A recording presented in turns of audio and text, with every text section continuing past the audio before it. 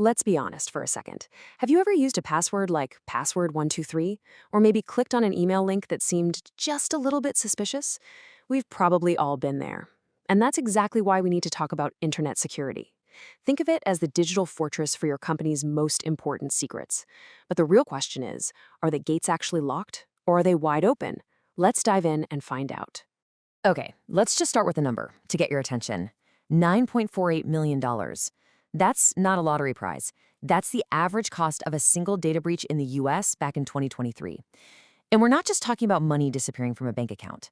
This is about lost customer trust, a reputation that can take years to rebuild, and sometimes it's just game over for the business. This stuff isn't just an IT problem, it's a survival issue.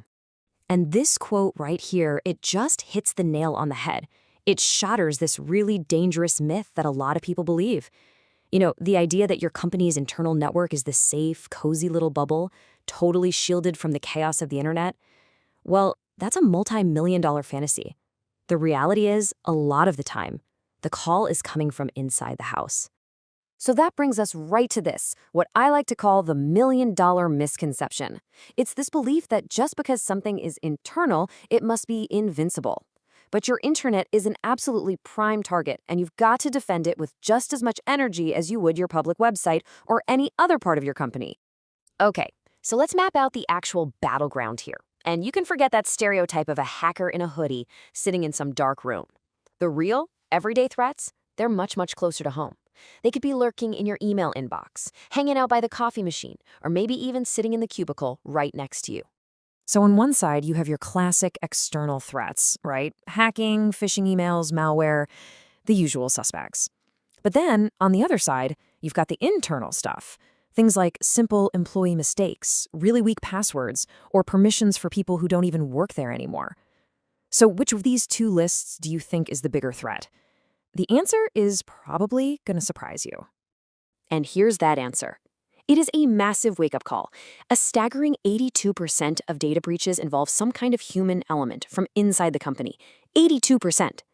That's kind of like spending a fortune on a state-of-the-art home security system, but then leaving the front door unlocked. The biggest threat isn't some stranger trying to get in, it's us. So, if we're the problem, that actually means we're also the solution, right? This whole conversation isn't about pointing fingers or blaming people. It's about changing our habits. It's about taking what is clearly our weakest link and turning it into our strongest line of defense. So let's break down these human-related risks. First up is just a complacent attitude, that feeling of, it's not going to happen to us. Then you have rogue employees. It's rare, but when it happens, it's devastating. Next, outdated permissions, basically digital ghosts of former employees who can still access things. Then there's the system itself not being reliable. And finally, the wild world of remote access and people bringing their own devices to work. And this right here is exactly why that 82% number is so high. We just get comfortable. We think we're in a safe, private space inside the company walls, so we use password123. We click on that email from a supposed prince offering us millions. We send sensitive files without even thinking about encrypting them. Sound familiar at all? Okay, so we've pretty clearly identified the enemy, and a lot of the time, it's us. But don't worry, there is a battle plan. We have a 5-step playbook that can help turn your team from a potential liability into a genuine security powerhouse. Here's your 5-point plan to build that digital fortress. First, you've got to write down the rules with a clear, easy-to-understand security policy. Second, you need a high-tech lock on the front door with secure logins. I'm talking about things like single sign-on and multi-factor authentication. Third, give people keys, but only to the rooms they actually need to be in. Fourth, check your partners. Make sure any third-party software is secure. And finally, you have to extend your defenses to protect all your remote workers. Now, let's zoom in on that third step for a second, limiting access. It's all based on this really simple but incredibly powerful idea called the principle of least privilege. It sounds kind of technical, but it just means you only give people access to the absolute minimum they need to do their jobs. I mean, your marketing intern doesn't need to see the company's private financial records, right? Making this one change can dramatically shrink the area that's vulnerable to an attack. All right, now for a huge strategic question. Where do you actually build this fortress? Do you build it in your own backyard, on what's called an on-premise server, or do you build it in a high-security complex that's run by cloud experts? This is honestly one of the most critical security decisions you're going to make. And the choice is pretty stark. Going on-premise means you are the security guard. You're juggling firewalls, you're doing all the system updates, you're handling data backups and compliance. It's a full-time 24/7 job that really requires a whole team of specialists. Or you can go with a cloud-hosted solution, where you're essentially hiring a team of elite security pros to guard your data for you. I think this analogy just sums it up perfectly. Managing your own security is kind of like just locking your windows and hoping for the best. Using a cloud provider, that's like hiring a professional security company to protect your entire property. For most businesses these days, it's pretty much a no-brainer.